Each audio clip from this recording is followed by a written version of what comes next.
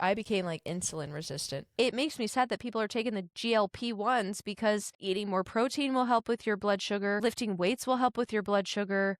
Socialism and communism are the same thing. But we sterilized a bunch of Native American women. You can't hate something without making it completely a part of you to begin with. Okay, Limp Biscuit, I like that. Oh, hallelujah. It's the gospel, the gospel, the gospel according to Maddie. Sassy, classy, telling Bible stories with a twist so savvy. Hey! This is fun. This is like going through a Disney World that I've always wanted to do. It's a small world tour of like Tomorrowland or something. Now, I've never been to Disney World. I've been to Disneyland as I was a West Coast girly. So, but I never got to go to Disney World. I think could be fun. You know, I wanted to go drink around the world, but I don't Mhm. drink. I'm 500 days sober today. Oh, nice. Congratulations. Thank you. 500. That's a big ass number. Yeah. Yeah, it is. Ooh, ooh, ooh. Best decision I ever made for myself. Best decision I ever made for myself, I swear. I think I've Very lost like good. 40 pounds since I stopped drinking. No shit. Well, you know, because, well, my blood sugar was whacked out really bad. And that'll just cause you to just gain weight for forever. Was that from drinking or was that from Drinking?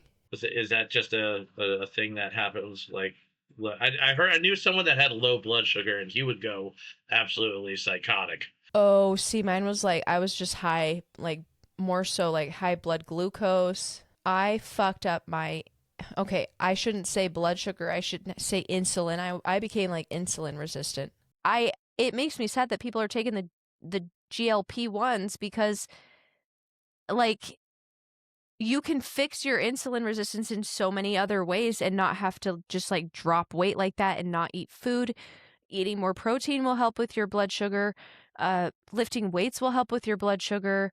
I mean, Hmm. there's just so many other ways to do that. I don't know. It just makes me sad. I did hear about the GLP-1 and the problems that a lot of these like Ozempics and there's one that starts with a T, I think.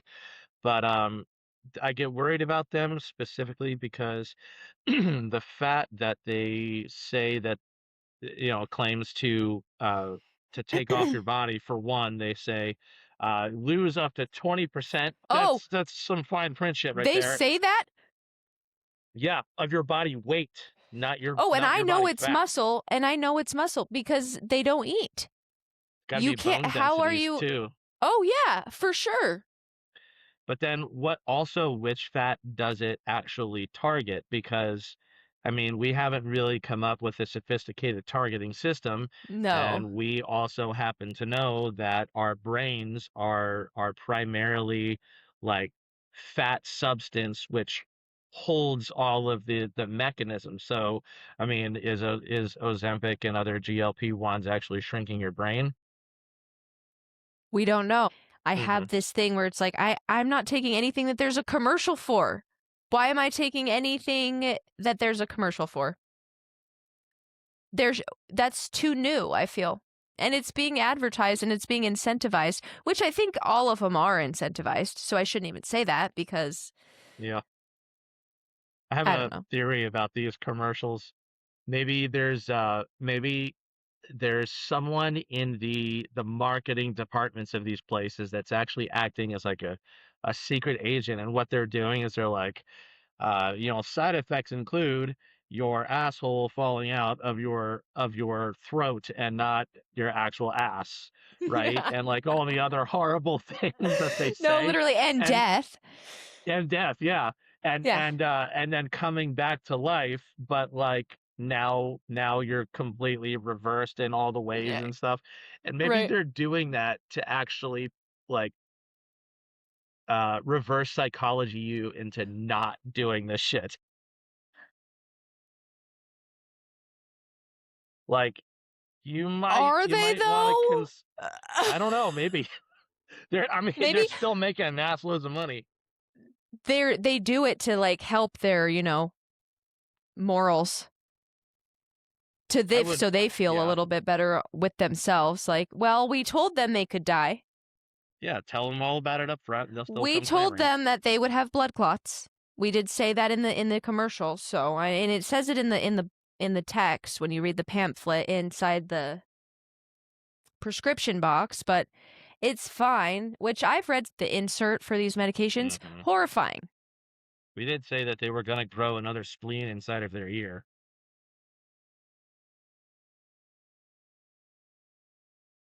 So I want to say something. Go for it. My brother was telling me he wanted to breed chickens. Now, Mm-hmm. My next door neighbor does that. he breeds chickens? She does. Well, that's fucking dope. Now, whether or not he breeds the chickens, who cares? What interested me was he was talking about breeding chickens, and I was like, okay, wait. Because,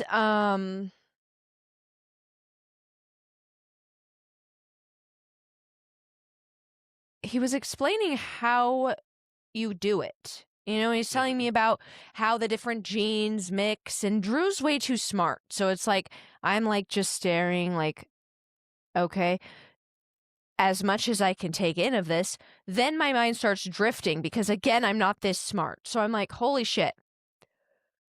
How many animals today Mm-hmm. did humans make? From this whole fucking breeding process, all dogs go to heaven because they've been bred by humans.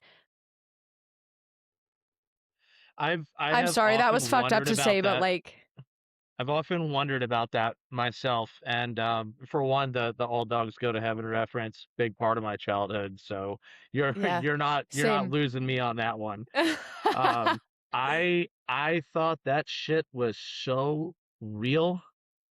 I really thought that's actually how it happened, and I was prepared to be a part of that world. I swear to God, I always wanted my own Charlie that I could meet. um, Oh, fucked up, but like, did you watch Strays? I haven't heard of that. Holy shit. I feel like nobody's seen that movie. It's hilarious. It's a dog one. It's so fucking funny. It's about stray dogs, and it's so funny. I can't think of. It has Jamie Foxx in it for sure, I like and Jamie Will Foxx. Ferrell, and Oh, oh my God, what a pairing that. Yep, I'm it's seeing it now. good. It's so good. It's hilarious as fuck. Yeah, you should watch that. Isla Fisher, Oh, it's so good. Sofia Vergara is in it. That's it. Dennis Quaid, cool. Brett Gelman, very. Yes, This is a Dennis good Quaid is in lineup. it. I forgot. Yeah, it's got a great lineup. It's hilarious. 10 out of 10 recommend the Strays. Okay. Yeah, we're gonna watch that one at some point or another.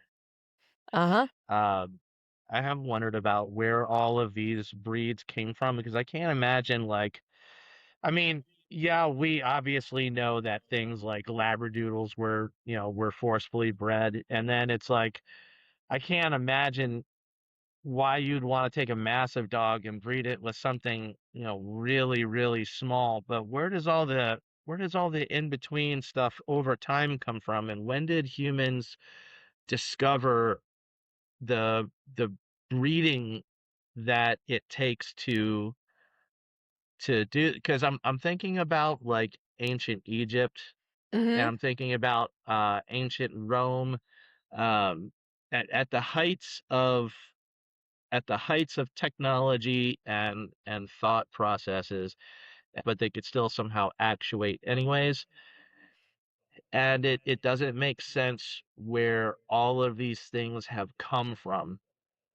It almost seems a little bit cruel to a point too, because it's like we have all these breeds, but how much further are we going to go before we realize that every time we do this, a new animal gets a new set of fucked up hips, or like, something where their hair just starts falling out, but it's not supposed to.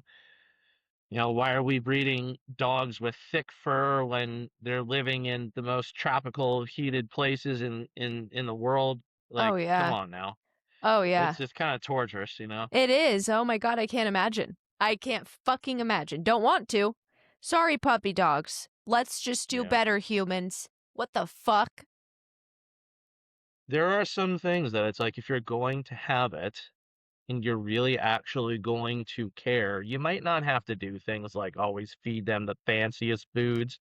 My dog, I like to give him a whole lot of people food though, because he's kind of like closer towards the end half of his life than the beginning half. Um, so I try to do some things that'd make him happy. I mean, what dog shouldn't have a burrito once in a while, you know? But or some raviolis. But I mean, come on. if you're gonna have a dog that is bred for certain purposes, you have to be willing to exercise the natural, programming of that animal, especially when Yeah, they're being held in absolutely. captivity Oh yeah. themselves. Fuck yeah, dude. Fuck yeah. You cannot be. That's why I don't have a dog yet, because I don't have the means to be taking care of a dog like that. I have cats because they don't give a fuck. They just do anything they They want do to. anything. They go out for enrichment time. They come back. Like it, they take care of themselves. They're very independent, and like you can't really do that with a dog.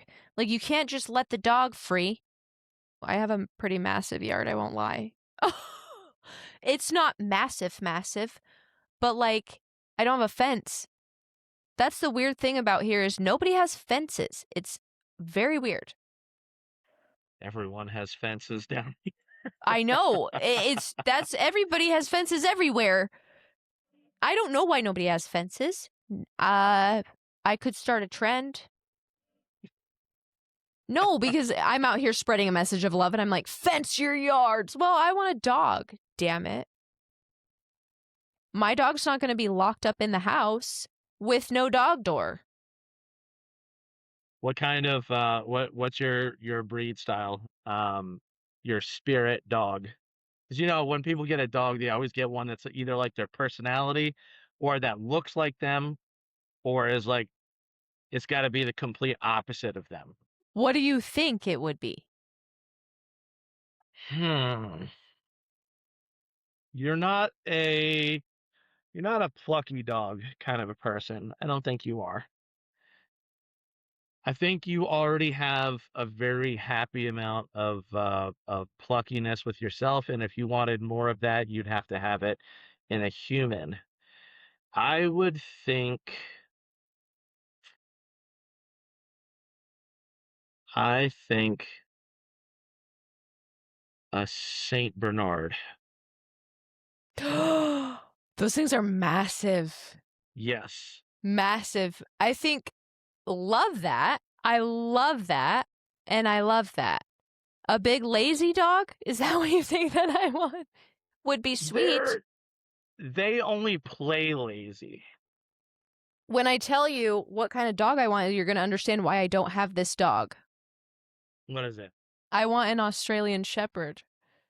Oh my God. I literally had one What I'm going to say is I don't pick sides on anything ever. I'm not a side picker. I'm not a labeler. Do not put a label on me because I still don't know what the fuck I am every day. All right. So let's try not to like judge me too hard. And also don't label me because I don't even know what I am. Okay. But like, I don't really, believe I'm a red person or a blue person. So I like to pin them against each other. I like to get them in a room together.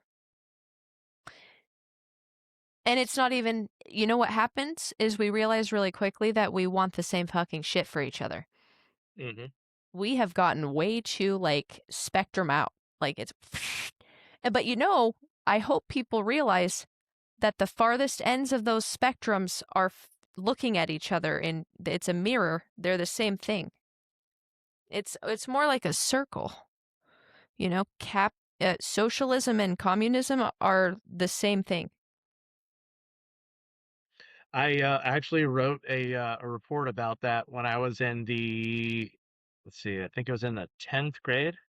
Now, these are all these are all variations of each other, and they all essentially want the same thing. It's just they don't quite know how to execute it because everyone thinks that there's only one right way of doing things. Yeah, yeah, yeah, yeah.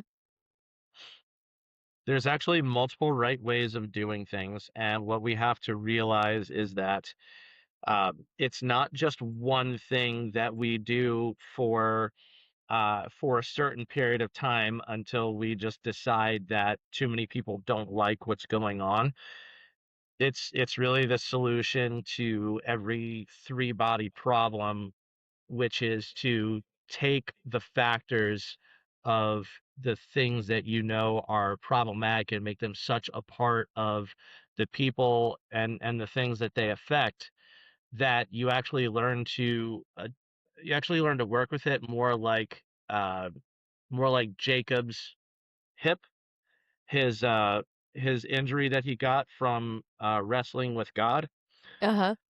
That was meant for him to understand. I mean, you're wrestling with something bigger than yourself, and you still were able to walk away from it. Not to mention, you're able to walk away from it with a slightly diminished capacity in one place, but a much greater and a much broader capacity in a lot of other places. So the whole idea behind a proper political ideology, if you absolutely have to go after one, um, is that you should be able to dynamically change even on a day-to-day basis. I feel like men know history better maybe than I do. I But know I was consequences better. I was really curious. Those guys that came from Britain, the fucking founding fathers of our country. I was really The colonialists. interested in them and what they wanted out of the country that they were forming. Not this. I'm going to tell you it's not this. I And agree. it actually was, they were scared of what's happening right now. They were scared of, they said permanent factions were going to be the downfall of the country. They never had that. They came together as a group, and it would be Democrats and Republicans, and they would come together to vote on something, and then they would disperse.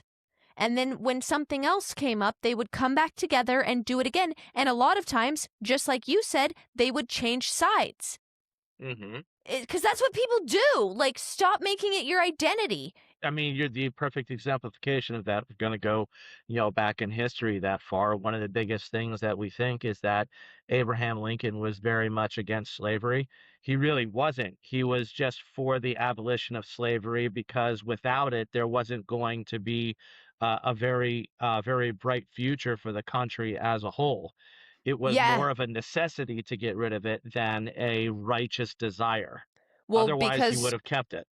because right after then, what happens? The Homestead Act. Hmm. And who can participate in the Homestead Act?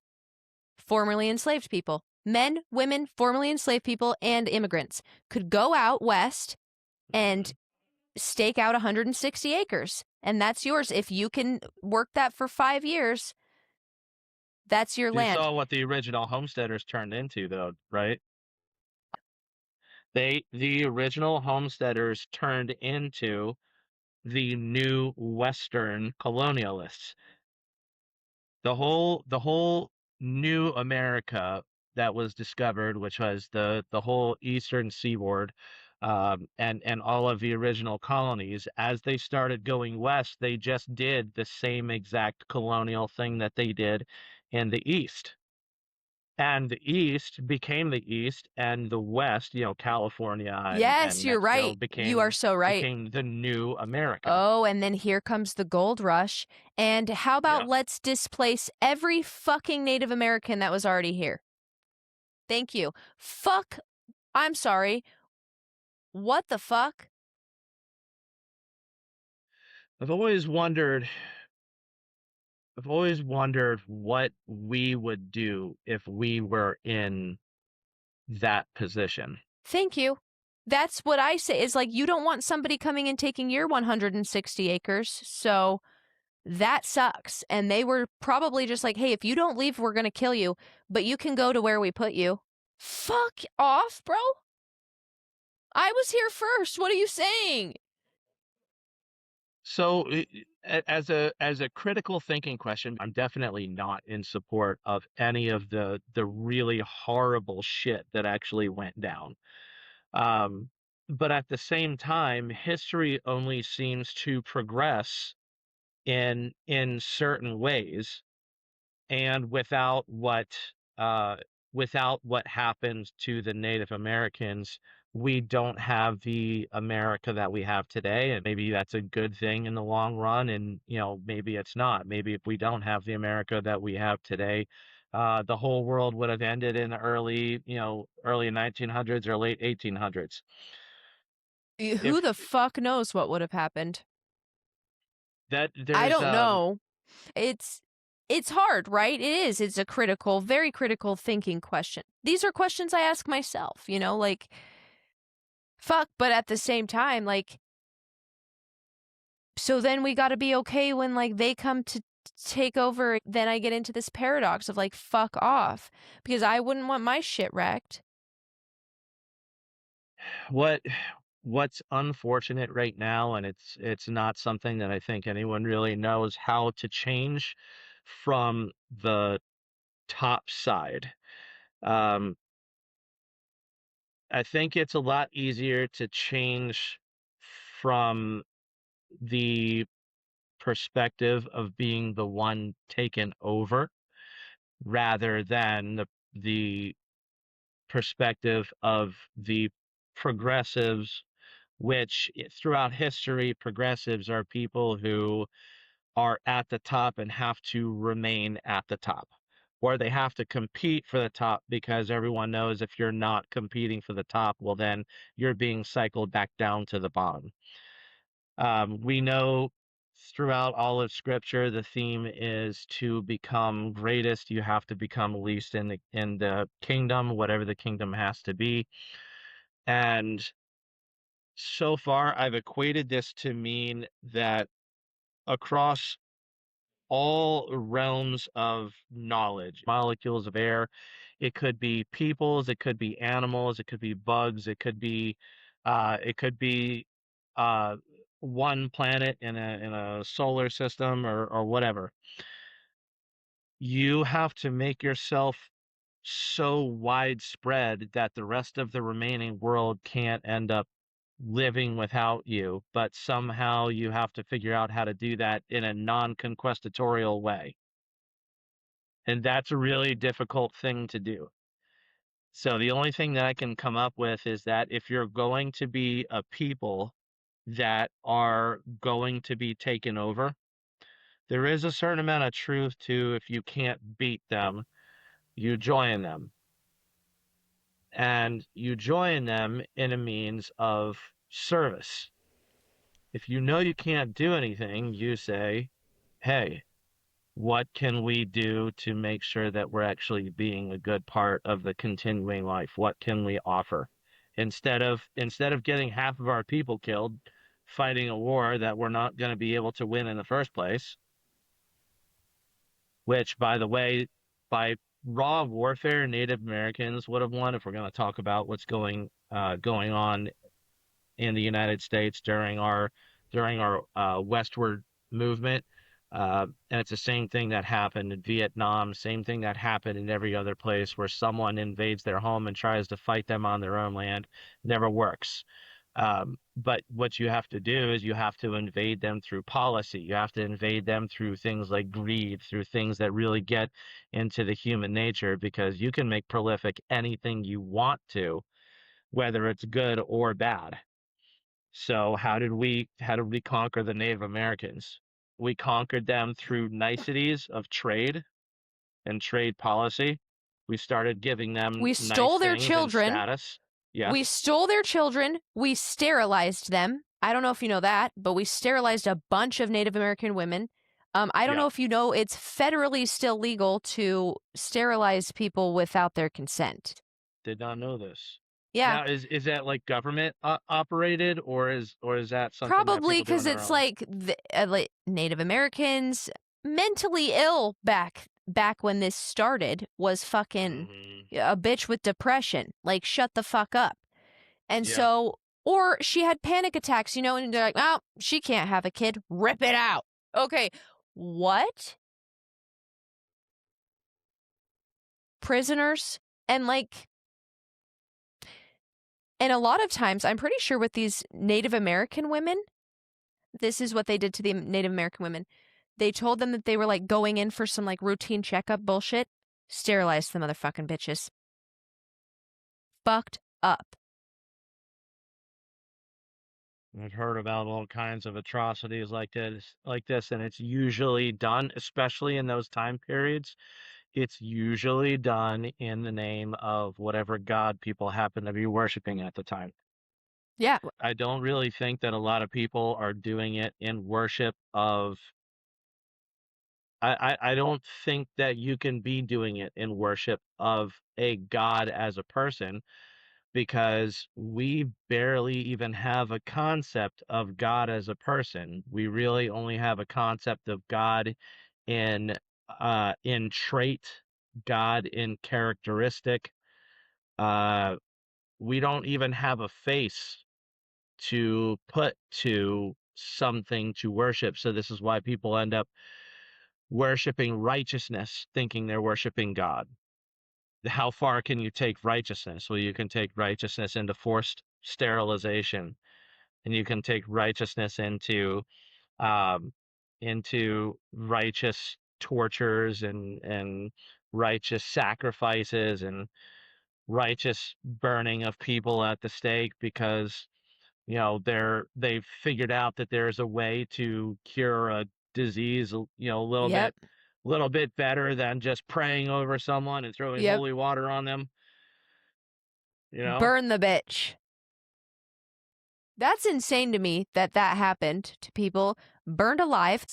There's still shit like that happening. There's still people that get stoned. There's like still child slavery. There's so much shit that I'm like, what the fuck? And then I'm sitting here fucking talking to you in like I have a fucking lava lamp. I'm really hurting on the inside.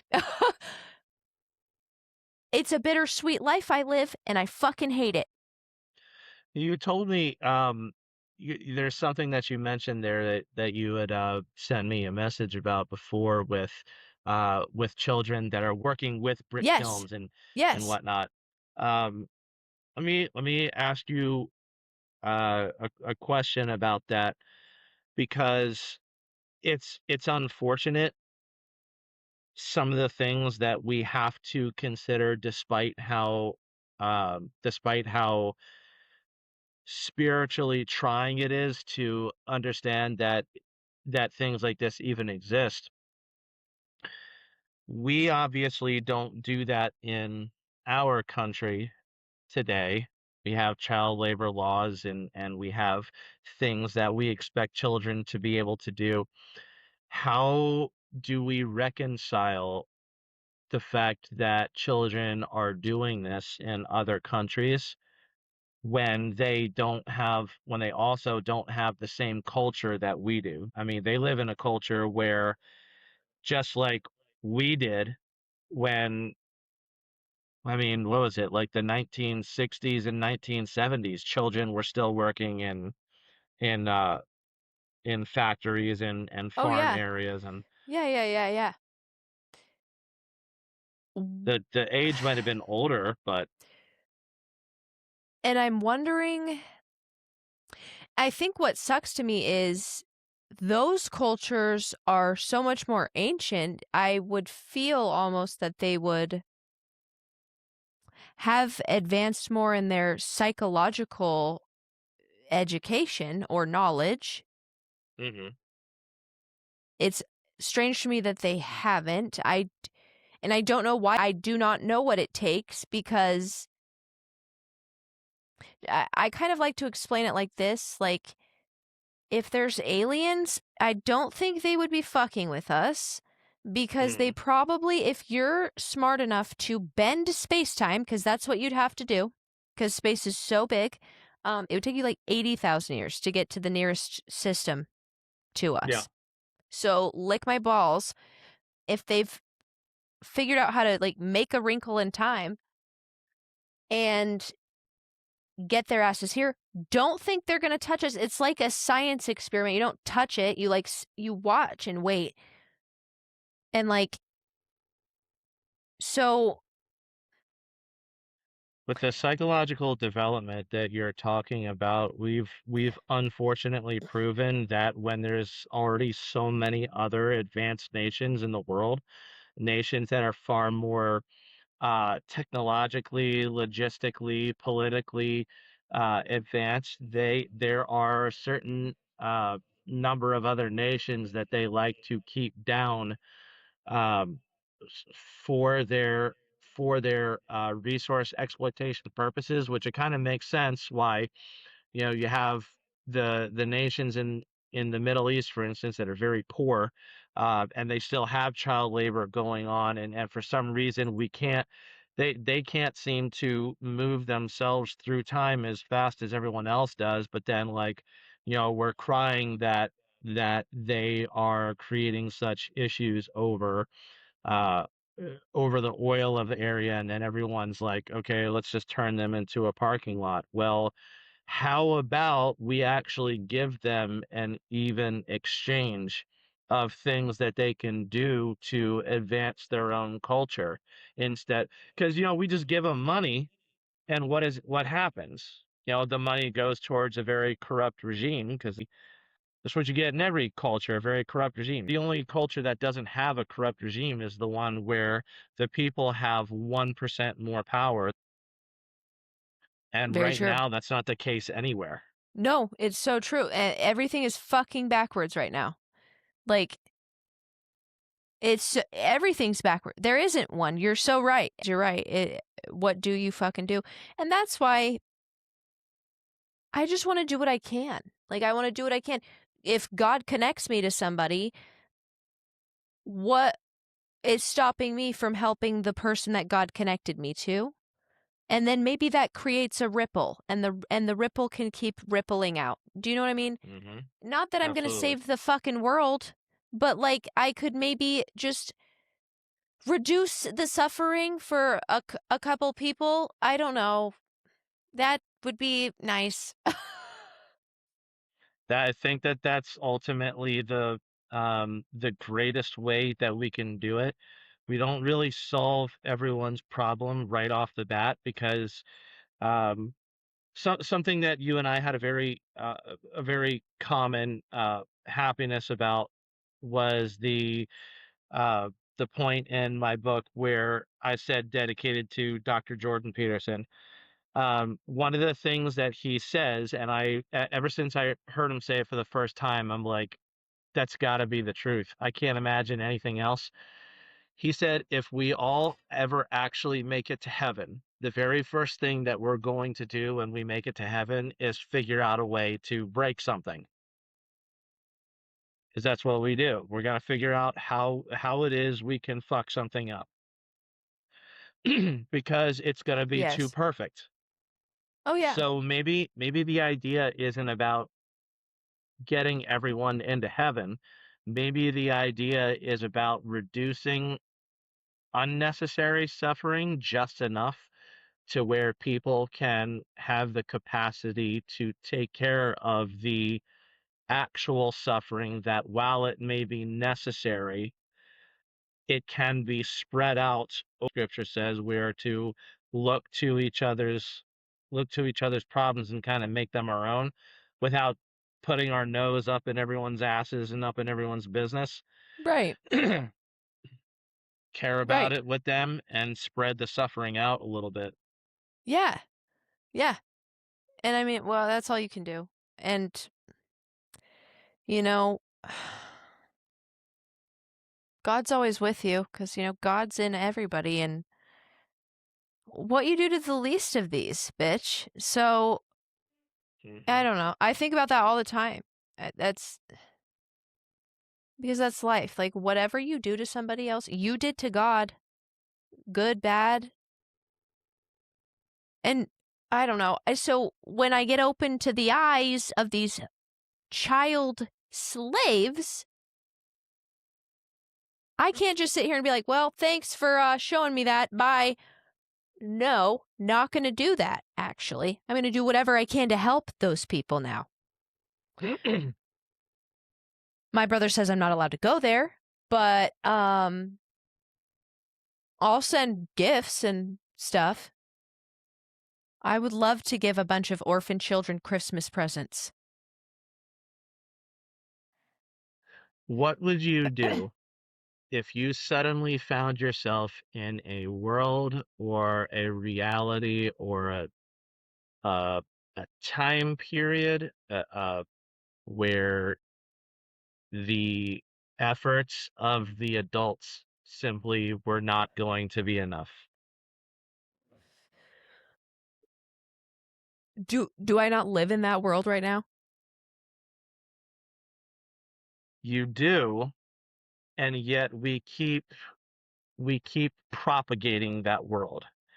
We usually find ways to make it work, but the way that it works is usually at a higher suffering cost to the adults that still continue to carry the burden. Um, and we're finding that we really don't have anyone else to put it on to. We don't have any. See, now we're at a point where it's like we have figured out in America how to spread out the suffering. And one of the ways that we figured that out is through acts of terrorism and in the way that we call them false flags, because one of the greatest way to unite a people is to have a common enemy. But what do you do when everyone now has the same common enemy and yet they're still finding reasons to not be able to handle their own suffering? So you've had conversations with me about this before, and I've seen some of your other videos talking about how no one can afford to buy a house. Well, we've figured out how to be all patriotic and how to be a country, but have we figured out how to not let the other things that we suffer from bleed over onto our kids, which is now what we get.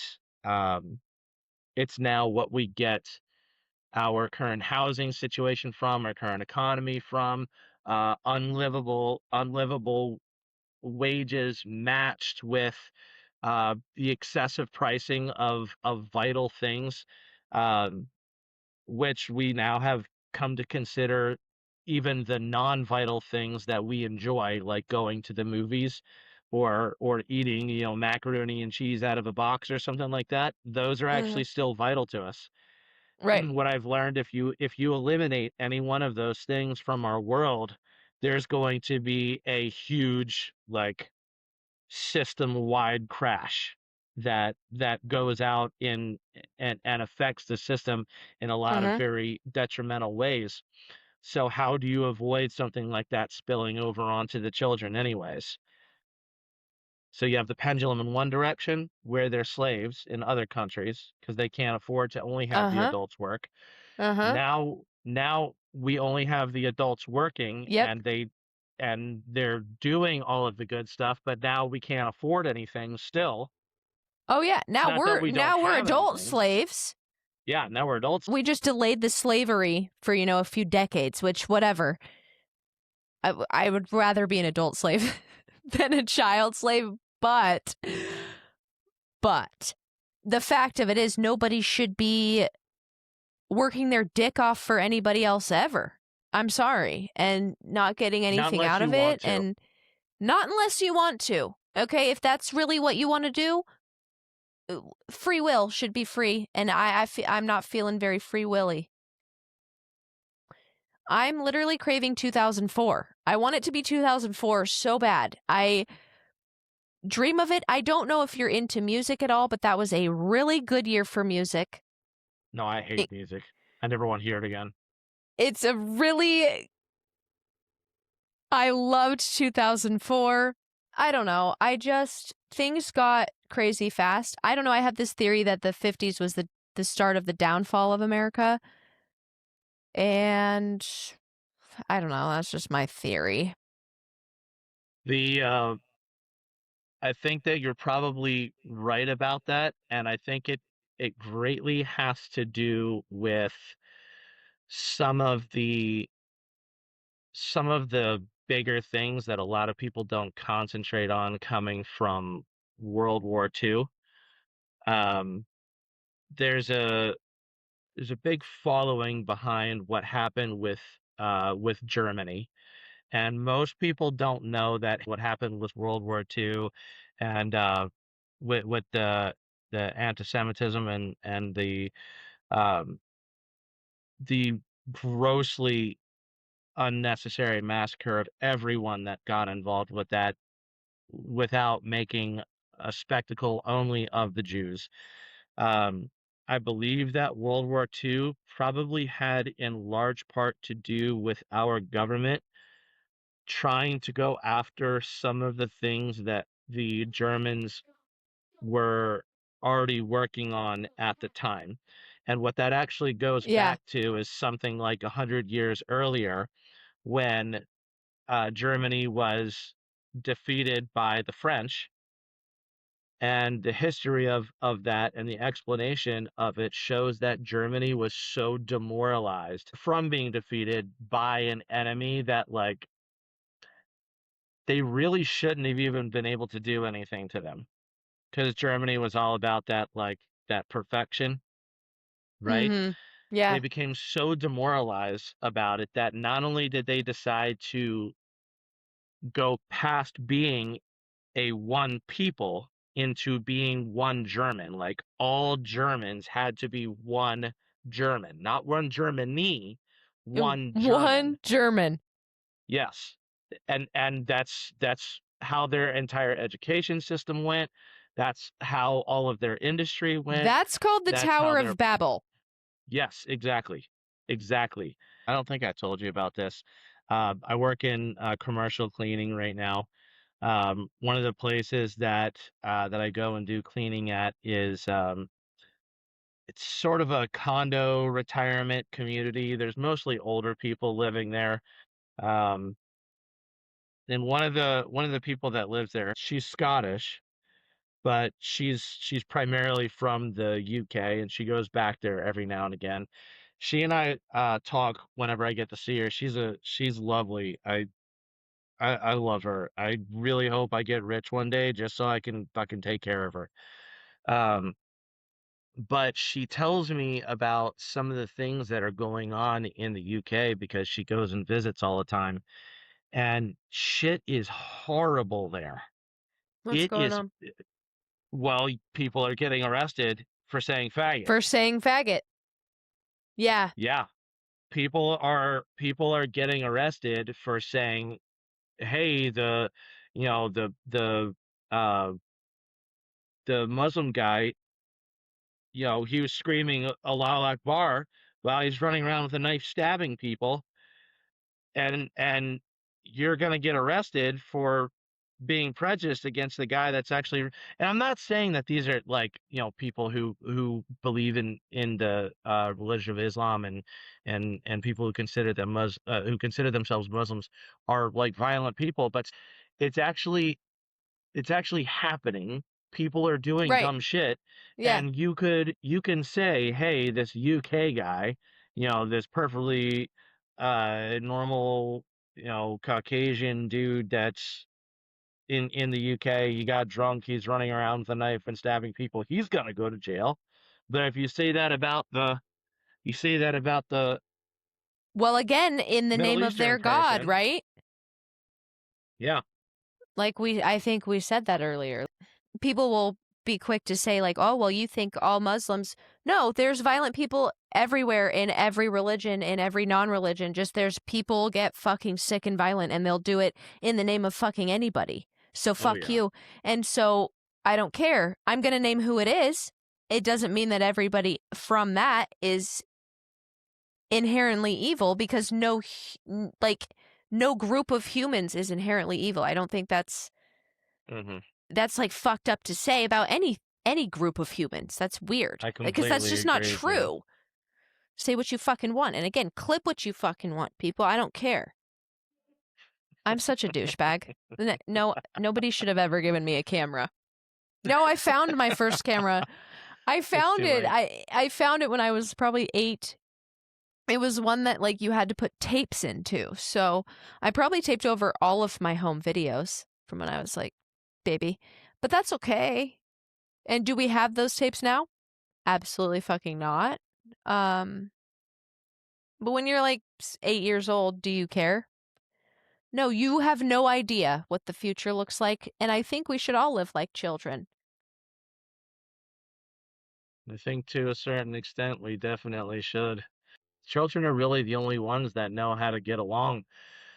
It's yeah, if you think of the story Lord of the Flies, one of the worst things that happens in the whole story is someone gets murdered, but it's really like a crime of hot blood. It's a crime of having been in a big conflict, and it's just on this side of murder because any closer to the other side and it would have been considered an accident, except for the fact that the people in the story allowed their energy to become just a little bit too much in, holding on to the power of this conch shell in the story.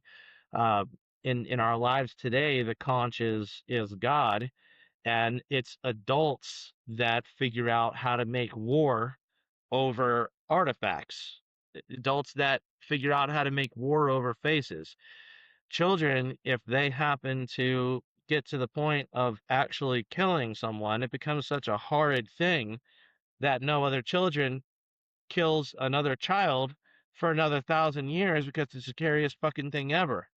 But Oh, as an yeah. adult, it's like if you're not ready to kill, and if you can't figure out how to make sense of killing another human being, well, then there's obviously something wrong with you. You should be okay with doing something murderous, but then calling it justifiable. So yeah, we should be like children, including in the things that we're appalled that we've Yeah. had to do in order to become adults. Yeah. Dude, it's um fridges used to kill people. Did you know that? I did not. Yeah, like when they were first invented, they like were made with some weird gas, I guess, that was like odorless and people would just die. Oh, I'm sorry. That's like fucked up, but like, okay, I say this all the time. I totally believe in reincarnation, and that shit like that makes me believe it because why is God just gonna let you come die from a freezer and that's it? Like that's all you got? That's a perfectly logical way to look at it. I really I had such a hard time with that, and I've come to the point where it just has to be. You have to be able to come back somehow. And honestly, and I was having this discussion with my brother earlier, I don't think you have to come back if you don't want to, but I think honestly, no matter I think your ego, if you think like, "Oh, I'm never coming back." I think that's your ego because you can't understand eternity. But I also fucking love life even though I know there's mass suffering. I know that I came here I was flying from heaven down like the chute with my fucking middle fingers to these fuck asses saying, I'm gonna fuck you off. I don't give a shit. I don't care. I will do my best to like help with what the fuck is going on down there. I don't know what that's gonna look like. I'm trying my best. It's not as on fire as I probably will get again. Trying to get taken out by the final boss this round. So whatever that looks like. I guess.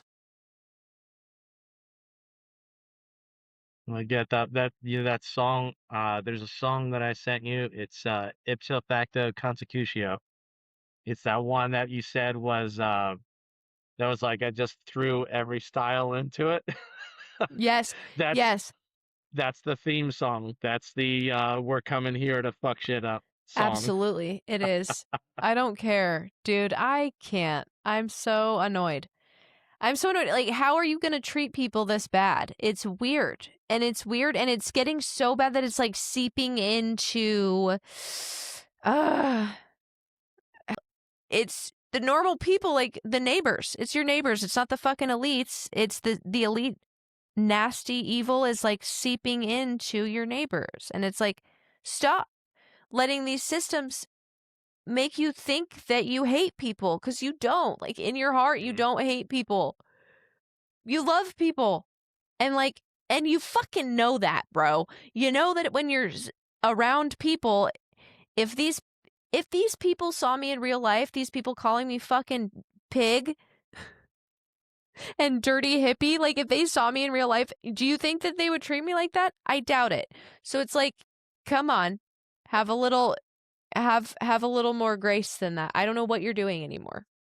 That's a theme I've been really happy to see coming up in the world lately when we'll say something and put it out for the world, and then on social media someone's doing this number here and they're saying some really bad shit.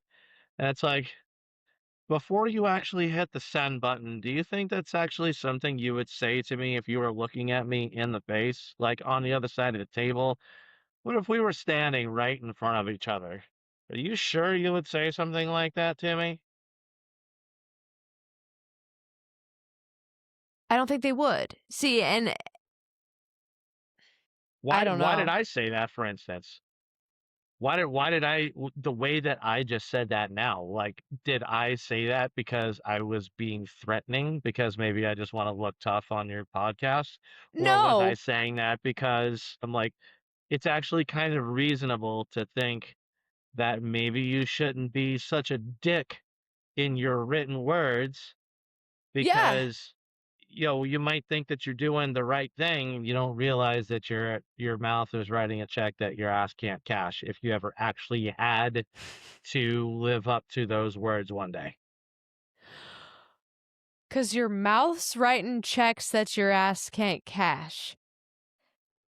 Yeah. Okay, Limp Biscuit. I like that.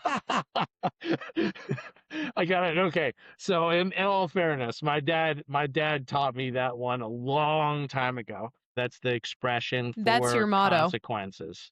Yeah, it's consequences. And if you're going to open your mouth, whatever you release, you better understand just what kind of echo might come back from Oh, that. yeah, you better know. And like, I hate when people like, okay, here's the thing, because I'm not afraid to fucking be stern with somebody, and sometimes I feel like I sound a little more blunt than I mean to, but like, I think pretty deeply about things. So like, if it comes Mhm. off strong, it's more so I'm trying to get you to think a little bit. Again, you're treating me like shit, but then they're like, Jesus wouldn't condone you saying fuck to me, and it's like, I don't think whitewashed tombstone was like the nicest thing to say, or like brood of vipers. I don't know. It could have been a compliment. I didn't think it really was. But I'm I'm not even pretty sure they didn't have insulting the word you. fuck back then. And exactly, that's what I want to say. But it's also like, I'm a fucking human, and I am allowed to fucking, you're being a dick to me. Like, treat others how you want to be treated. Am I not allowed to treat you like a dick now? Like, what? And it's like, if you're going But to act like a dick, you're actually saying, well, it's treat me right like a for dick. you. Yeah, if you're acting like it, you're saying that it's okay. So Exactly. it's not even that I'm retaliating, it's that I'm just like, okay, fine, this is the way that you talk. Wait, hold on. You want to talk to me this way, but you don't want to be talked to this way? Now I'm confused. I thought this was your language. No, because Jesus wouldn't want you talking like that. Someone said that to me the other day and then immediately called me deranged in the next one. I was like, wait a minute. How does that work? Wait. Yeah. Okay. She was literally like, oh, Jesus wouldn't condone you talking to somebody like that because I said fuck. Because she literally told someone, like, God doesn't, like, you're not allowed to do tarot cards and love God. It's like, wait a fucking minute. Because I don't think you're allowed to tell people what they're allowed to believe, actually. But I was like, who are you? Like, who the fuck are you to tell her? You're not, like, actually, tell me who you are to tell her, because you're not. I don't care. And she's like, Jesus wouldn't condone you saying those words. Oh, really? Okay. Again, with the whitewashed tombstone thing, I said, but then she came at me later and was like, you're starting to sound deranged. And I was like, okay, that's really sweet of you. It's really sweet of you to say to me. Well, maybe we shouldn't also when you're deranging something, you're taking away the very specific targeting of it, and most of the targeting that people are used to doing today is actually firing arrows of words at people. So it's like maybe you should be happy that I'm being a little bit deranged, because if I was actually firing my words at you, you would really understand the difference between what Jesus might want me to say and what Jesus might not want me to say. Right, exactly. She was coming at me with literal shit. Like, I'm not saying anything hateful. Okay, you just told this bitch that God doesn't love her. I didn't say God doesn't love her. Okay, you said she's not getting accepted into heaven. What's the fucking difference between that? I don't know. So God loves you, but he's going to burn you forever? Cool, because that makes all the sense in the world. Yeah, and I'm deranged. Cool. I'm such a douchebag, dude. I should not speak anymore, but like, fuck off. I think I don't think it's very douchebaggy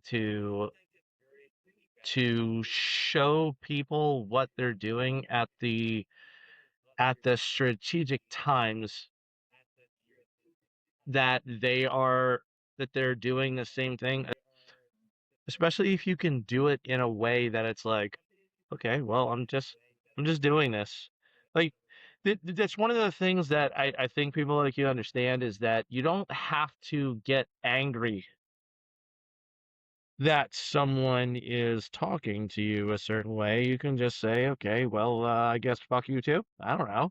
If that's a language that we're speaking, you know, if you can say it, then I can say it. Oh, well, no, you can't say it. Well, then that's hypocritical. My harshest words actually come to those who are going after other people. Like, I could give a fuck if what you say to me, but like, who are you to tell her? Like, this girl came under and was like, thank you for saying this. Like, people love to fucking shit on me because I do love tarot cards and I do love Jesus. And I was like, yeah, love you, girl. I know your fruit, and so does God. Like, God knows your heart. You can't hide that from him. So I really don't think it matters what little play cards you're playing with that weren't even invented until thousands of years after the Bible was finished. So don't want to hear it. Again, anyways, and then she comes under and is like, nope, actually, God hates you. And it's like, okay, what? No, fuck you. I'm not going to have it anymore. I hate when people treat other people like shit. Again, I spent 28 years hating the fuck out of myself. So, like, you can't say anything that's going to hurt me. There's not anything you could say to me. You could call me Ziggy Piggy every fucking day because I called myself, literally, I've called myself that. Like, Maddie Fatty, hello, like, it's in the name. I was that. So, like, shut up. I don't care. You could call me that all day, but you're not going to call my friends that, and you're not going to call the vulnerable people that, and you're not going to call the people that are just like out here trying to live and love and like figure life out that. You're not going to do that anymore because fuck you. I'm done. I fuck There's you. there's oh my God, there's a phrase that I really want to read to you. One of the parts of the book that I wrote. Um, I wrote, the old temptation is not merely to possess the good, but to wield it. Not merely to receive order, but to fire it. Not merely to love, but to launch love as force.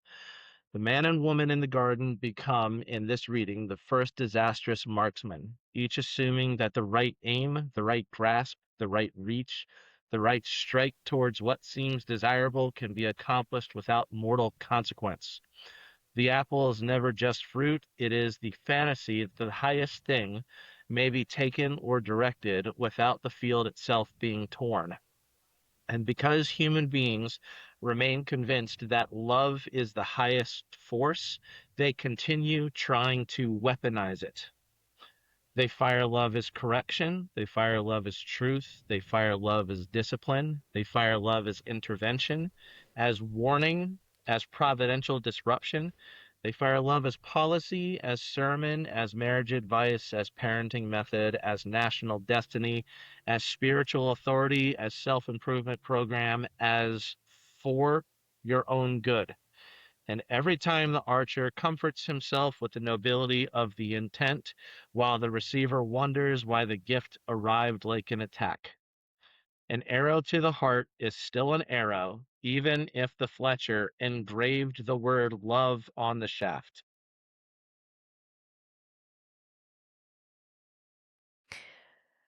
I really like that. I mean, I could keep reading, but the idea is that it doesn't matter all by itself what our intentions are. And so going into what you're saying with, okay, well, God would not approve of you saying that. God hates you. God doesn't like the way that you love. Okay, well, maybe our love, still can stand to have a little bit of formative improvement. But I mean, is it really is it really a loving thing to call out God's hate for someone because maybe it's actually you don't like the way that someone Right. is choosing to receive the Yeah. arrows you And you fired at don't have them? to do it. Yeah. Yeah. People will say you're leading people astray, but it's like, okay, why can't people understand that again, God knows your heart and how are you treating people in the world? Like how? How are you out there hating everybody and like being super selfish and like are you murdering people and raping people and like causing mass suffering, causing little suffering? I think that's kind of what Jesus was trying to say. Is like, the rules that why have we gotten what's going on here with the Hmm. rule situation? Because there's too many rules that you've stopped treating each other kindly. It's like the You're so rules say you focused on what can't do it. rules are, yeah, yeah. And it's like, okay, we missed the point completely because the point is to treat others how you want to be treated and to love your neighbor as you love yourself. But I'm finding a lot of these controlling religious systems don't teach self love. In fact, in the video I posted that said it's okay to love Jesus and yourself, people in the comments literally commented, it is not okay to love Jesus and love yourself. They said those words. They didn't even say, no, it's not. No, they said, it is not okay to love Jesus and yourself. It's like, whoa, because we're gonna need to back it up quick. What is it that they were saying about, because obviously we know that they're talking about the loving yourself part being wrong. What reasons were they was anyone actually giving reasons, or were they doing that typical thing like, oh well, somebody hasn't read the Bible? Retarded ass people. I think it was more that It's on so that one. funny. It's like they want to Um, tell you how you're supposed to do things, and yeah. then they won't even engage further into the referential authority. And what's funny is like, okay, I keep proving that like, because they'll throw scriptures at me and sometimes I'll reply because they'll throw one at me and it's like, okay, but I could read it this Mhm. other way too, right? Like, I keep proving over and over, two people are reading the Bible and coming to different conclusions. So how fucked up of it is it of either of us to say that we are right and you are wrong? Because we could both be wrong. And I think that's where the Mhm. humility comes in, right? Let us therefore follow after the things which make for peace, and things wherewith one may edify another. Seems simple enough. For meat destroy not the work of God.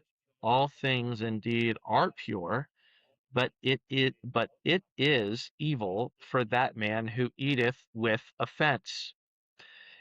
It is good neither to eat flesh, nor to drink wine, nor anything whereby thy brother stumbleth, or is offended, or made weak. Hast thou faith? Is it uh, have it to thyself before God? Happy is he that condemneth not himself in the thing which he alloweth. So people like to take these scriptures and say like, okay, well, we're now creating an argument of, should you eat meat? Should you not eat meat? It starts devolving into protection of animals, or the other people who are like, big old piece of steak, right?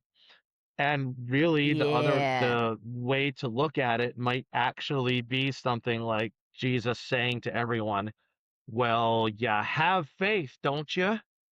Don't you think that faith is probably greater to rely on than your dumbass argument of whether you should or should not be eating of this? No, actually. We need the rules and we need to be fighting about No, them, I actually. think you're right. I think we should probably start a war over it. We should multiple actually for Yeah. thousands of years. And You want to know what the most one of the most threatening things is that you could say about them? That you could say in their direction? what? Is that they have so little What? influence over anything that it's like, why are we even paying attention to them?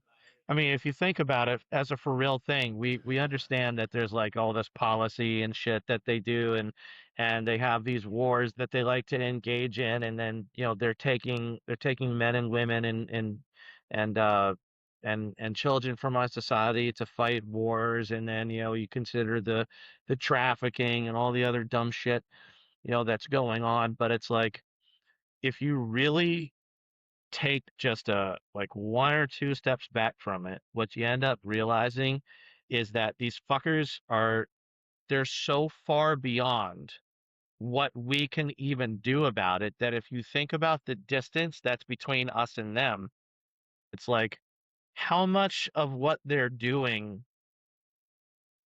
actually affects us. We think it affects us because we watch the news. Oh, right. If you feed Yeah. into it, yeah, if you feed into it, it will affect you. But the minute that you step away, it doesn't. And that's Hmm. just don't. Like we've got to stop feeding the system. Like opt out of it. Like if you got to stop feeding the fucking parasites, bro. If you stop feeding the parasites, they'll die Agreed. off. Opt out and I don't know. And that's all it takes, and it's one by one. It starts with one, and the one is you, and you should begin now opting out. Go to a local place to buy Hmm. food and um, start growing your own and Breed learn how to breed fucking sew. chickens. I don't give a shit because breed chickens, breed fucking chickens. I'm gonna breed the cows, and because well, actually, I will breed the sheep. That's what I actually had this idea. I will breed the sheep so that I can get the wool and I'll sell the wool and then I can have my Australian shepherd. Okay, so you're definitely gonna need the Australian Shepherd then, because sheep they're some wily little fuckers. They get into all kinds of Exactly. trouble.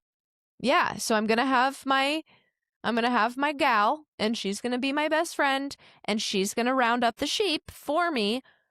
This is a plan I have. I don't think people know you've got to get your skill going for the new earth. The new earth is run by skills. Oh, I don't I know. I It should be. actually That's how it used to completely be. And they've taken them all, they've stripped them from everybody. They're like, be lazier so you can rely on the system and not know how to do well, that's anything. the problem. That's the problem with paradise. I was thinking, If you don't have a skill and you don't constantly have a problem that you're trying to solve, you're going to get your nose up in other people's asses too much, and you're going to start creating problems that you think other people have, and then trying to solve their problem. And then that's where you get, well, God would not approve of you doing this and approve of you doing that.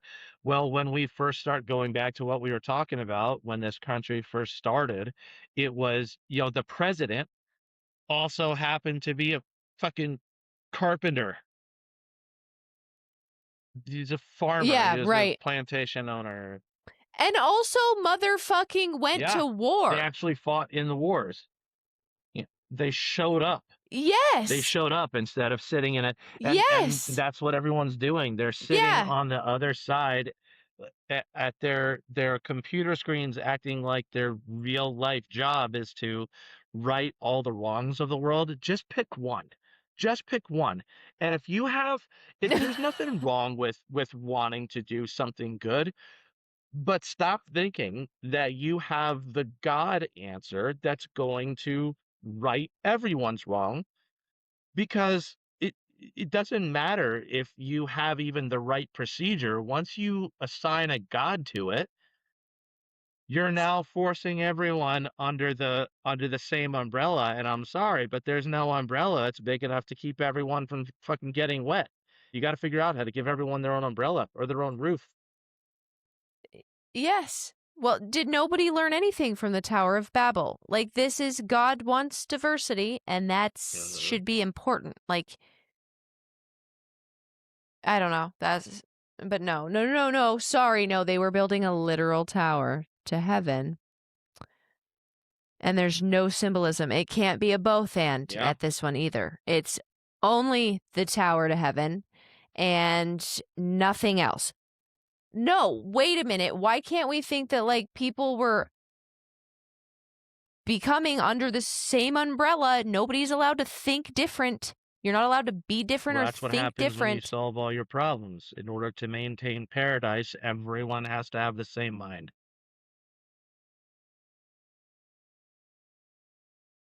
I don't want to be in paradise then. Get me the fuck out of here. No. There's something else that Jordan Peterson said about paradise and about heaven. He said that if we ever all got to heaven, we would figure out how to fuck it up. The next thing that he said was, this is why he believes that heaven is, at a very basic minimum, defined as a place that is perfect, but somehow always getting better at the same time. And that's actually what makes it perfect. It's always getting better, but it's not the best. And Right. if everyone has a problem that they're Hey. fucking dealing with, then they're not trying to be the god of everyone else's problem. Yeah. And that's what we did in the United States. We created a Which paradise, and then we, stuck our head of it up everyone else's ass. I was talking to my mom about this. Like, they have made people so reliant on the system. Like, you don't go to Nancy, who's a stay at home mom anymore, and ask her if she can watch your kids while you go to work because you're a single mom. No. You go to the government, and the government gives you government funds Right. to pay for childcare. And you don't go to your neighbor Janet anymore and get a cup of sugar because you go to the government and you get a food stamps card, and that's how you buy your food. And it sucks because now you're sucking the government's tit, and the government can take that tit away at any time. And then what are you going to do? You don't know any of your neighbors. You actually hate your neighbors because they told you to. And now they're not giving you the tit. And what, literally, like, what are you going to do? I don't know. That's just how I see it. You gotta become so small or so minority, maybe, such a small part of what's there that people forget to pay attention to you. And then you come back with something that's good for everyone. You gotta be like Batman. You disappear for a little while after mom and dad get killed, or they take away the tit, like you were saying. you disappear for a while and then you come back and everyone's like, "Whoa, how did you grow up without the tit?" And then people hate you for it, but because people love hating, you actually want them to hate you because as they're hating you, they're actually keeping you alive because if they kill you, then they can't hate you anymore. You are describing my Well, life I right mean, now. isn't it a great thing that we actually live in a world where as much as people can hate you for saying what you're saying, they can't actually fucking kill you for it. Not anymore, anyways. No, they can try to psychologically do it, but it's not again gonna work. And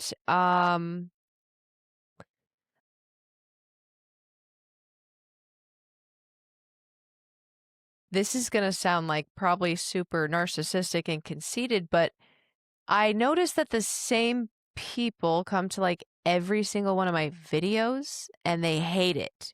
They put hate on it.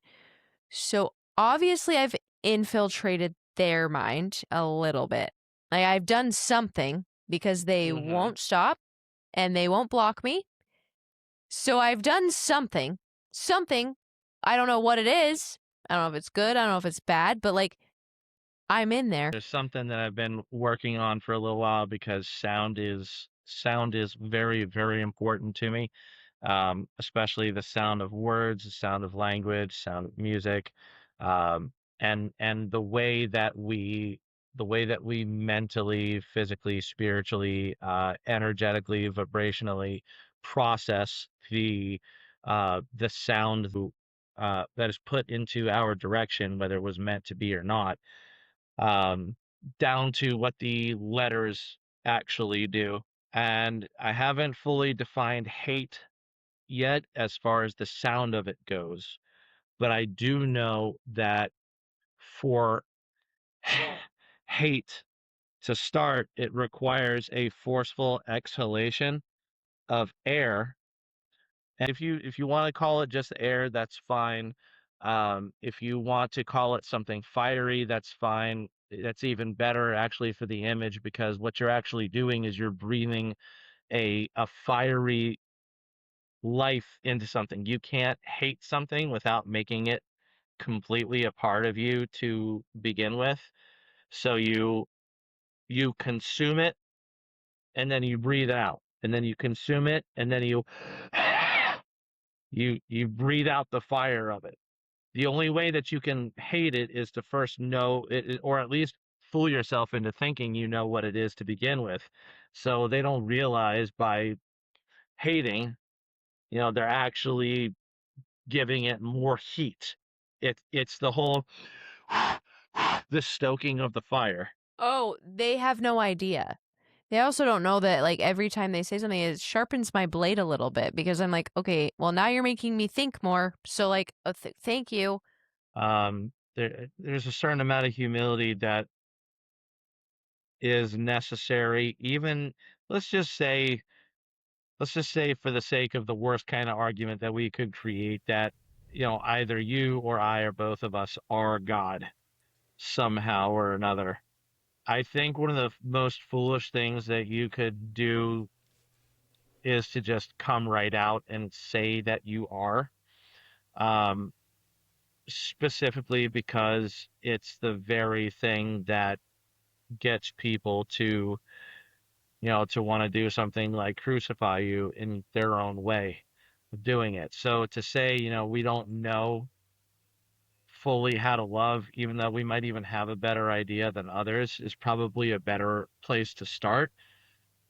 But I do have at least a working theory about where we get some of the stuff in the book of Revelation, especially with our understanding of what we think is supposed to be happening with Christians specifically, and it has to do with this so-called love that we keep pushing on to everyone.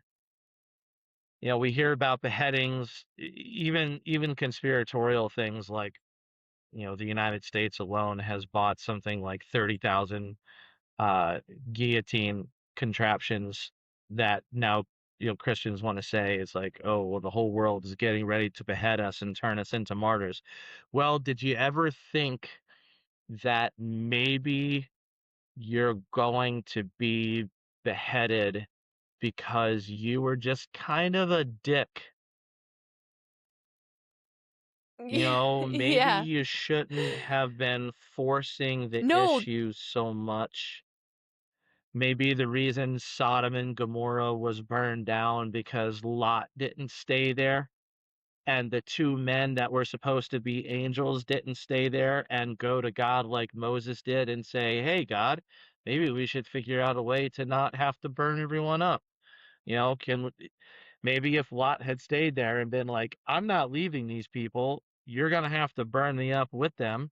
And so I think we should probably, for one, I'm gonna beg that you don't do that because I would like you to figure out how we can, you know, work with these people. That's what happened with Nineveh, right? well, Lot was like, get me the fuck out, I think dude. I Lot's don't wife want to might do actually this. be the real hero of the story. She wanted to save those people. She was like, holy shit, what are you doing? Gone. Gone.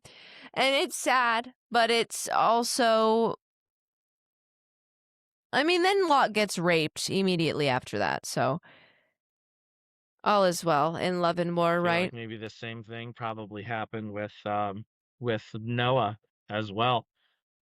I mean, he spent You years think, building the ark, and not once did we have a record of him going to God and being like, "Hey, you know, do you think that we really actually have to flood the whole world here?" no, Like, he's like, nah, I'm going to be the new guy. I'm going to be the new guy and I'm accepting that. Thank you. I don't need anybody but my maybe God family. presents us with these images that are very destructive so that we'll go to him and be like, maybe we shouldn't do this. Maybe we should think twice before we destroy the world again and again and again. Yeah, again Maybe and God is again. like, oh Yep. yeah, But go no, and annihilate that entire nation of people. Don't think about how we can save them, right? Kill every man, woman, and child. no, no, no, no, no. Yep, Yeah, yep, bomb them yeah, immediately. They need it. Uh, It's it's my work that needs to be yeah. done. Thank you. Yeah, Bomb them. maybe he said that Yeah. because he's like, oh, well, I kind of already know your heart. So yeah, fine. Go ahead. Go ahead. Go kill them all. See how much good it's gonna do. God said, there's endangered species of animals. Let's do endangered Yeah. races of humans. Let's do that. I mean, look, the whole book of Kings, First and Second Kings, right? And then all of those stories that are right in the middle of the New Testament about how this king comes in and he reigns for a certain period of time, and there's a war, and like nations got to be destroyed, people's got to be destroyed. It's like, and then you get to King Yep. Asa, and you find out that there was no wars. Asa has the longest reign of peace.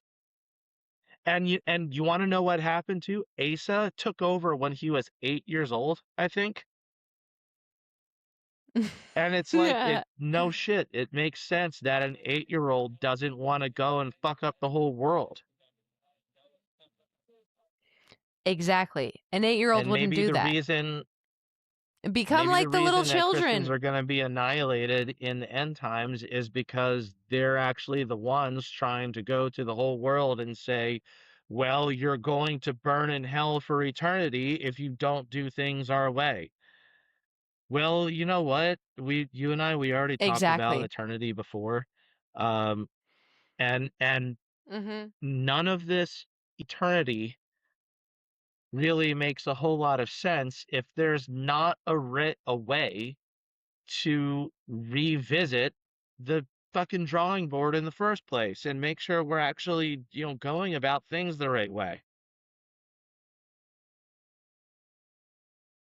So it's like, yeah, there's going to be an eternity, but I mean, okay, we're gonna call hell a place underground where it's, fiery and tormentous, and then we're going to say that the place underground is picked up and thrown into a lake of fire, and then we're going to say that heaven is a place above somewhere, right? And then we're talking about a new heaven that's not the same heaven that's above, but a different one. What happens to all the people that are in the heaven above? When the new heaven comes to this world, okay, maybe hell is a place where you can't figure out why everything is so fucked until you finally do have that epiphany moment of salvation, where it's like, Mm-hmm. oh, this is actually what Right. God wanted all along. Yeah. Maybe the Yeah. shit that we have in our life is a little taste of all the different parts of hell so that we can be like, okay, well, Yeah. maybe we should be working on bringing heaven into this world. That's what I try to do. I don't know. Little by little. Little by little, I wrap a burrito every day for somebody. I don't know. Whatever. Thank you for coming on to my podcast, Justin. I think there's probably a theme throughout that we love people and fuck the systems. We'll go with that. That's all you can do. I'll go forward on that one. If you want to tell anybody about what you do, your book, I can link it to whatever you want to do. The door is open. My name is Justin Malin. That is my legal name on Facebook. You can find me as Justice Michael, and I am the author of the book Moral Injury and Consequences. It is currently on sale on Amazon, but honestly, I'm doing my absolute utmost to give as many copies of the book away for free as possible. Um, Anyone who wants to support the ongoing work can do that through Amazon, but the idea is to have the corporate pay me for viewership so that all of you out in, social media world can enjoy the text and enjoy the writing and enjoy the hearing of it for free as much as possible. It is a book that started out as trying to write about a people who have become morally injured by the very morality that was supposed to be a blanket over us, that was supposed to be our umbrella of the hell that we always feel like is raining down around us. And instead of it protecting us, it has hurt us. And now, with our own exercises of wielding morality against everyone else in the world, we are now charged with protecting the very wounded morality that wounded us to begin with. From there, it's turned into all kinds of things that is really best defined by whatever you want the book to mean to you. Absolutely. Thank you. That's beautiful. I agree. Love your neighbor, fuck the systems. And that's what we're doing. It's time for the people to take back the power. I'm so sick of it, Anytime. okay? The systems are done. Bye-bye. See ya. So, again, thank you, Justin, for being here and having such a great conversation with me today.